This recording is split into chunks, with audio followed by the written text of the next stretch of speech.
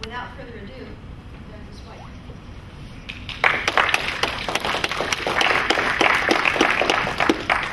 Thank you very much, Denise. The topic I have tonight is one that's not yet fully developed. Not too many people.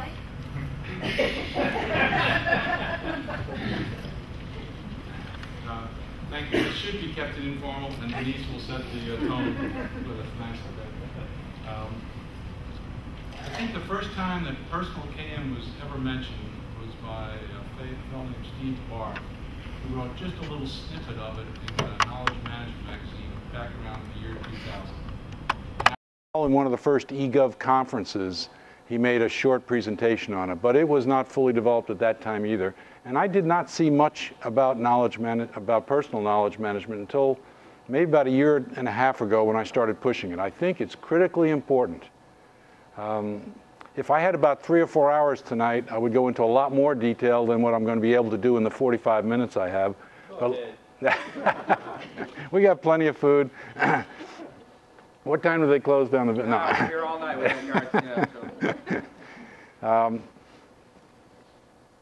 One of the problems, and this is now off my formal presentation, one of the problems with knowledge management is too many people got into the groove in the late 90s of thinking knowledge management was really just an IT thing.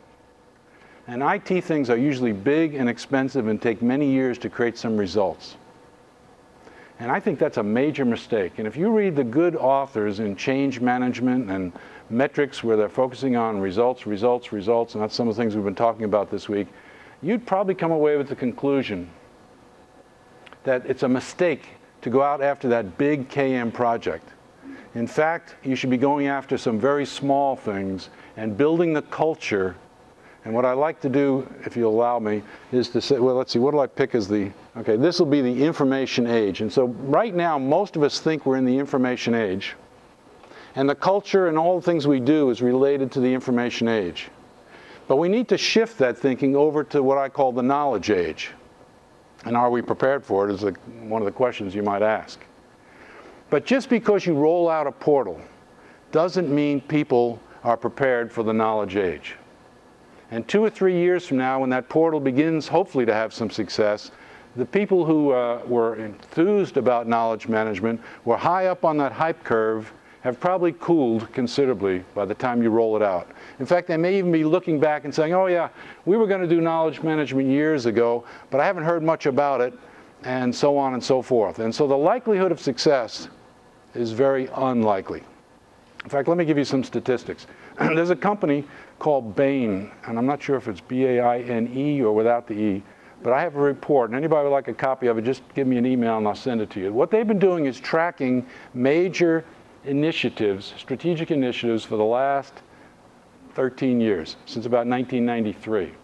And each year, they didn't do it every single year, but essentially each year, they looked at the top 25 initiatives, things you'd recognize: strategic planning, business process reengineering, knowledge management, activity-based costing, balanced scorecard.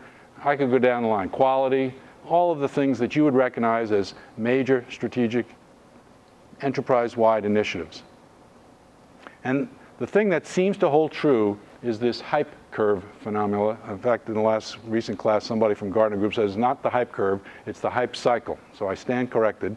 The hype cycle, in fact, let me just draw a picture of it for a second. I'm sure you all are familiar with that hype cycle. Something gets triggered here, some new technology comes along, KM or BPR or something else, and people get all excited about it, and they really get hyped about it. And what was the name of the peak of this thing? The peak of nobody can remember? Shame on my class. The peak of inflated, I love the words, the peak of inflated expectations. That's up here, the peak. But, and I'm not sure you can read it back there, but just follow my words. Like a dating cycle. Dating cycle? I wouldn't know. It's been, it's been too long for me. But if you don't sustain that peak, which is very difficult to do, in fact, one might say impossible to do, you're going to get this downward trend, and you're going to come to the trough of disillusionment. I mean, they must have spent a year working on these words. The trough of disillusionment. And if you can get through that trough and don't lose your job, you may get someday back up to where you had hoped to get to, some plateau of productivity or acceptance. I forget the exact terminology they use out there. They're not nearly as good as the peak of inflated expectations and the trough of disillusionment. Well, what we find is a lot of these disciplines have gone through that cycle. How many people in here are familiar with business process reengineering, BPR? Just about everybody. BPR was very popular back in the early 1990s. By 1995, that's where I'd put the date, 1995, it reached its peak of inflated expectations. The trouble is, if I plotted another curve, and I'm not sure I have another color here, so just bear with me and assume that this is another color, its success rate was down here someplace.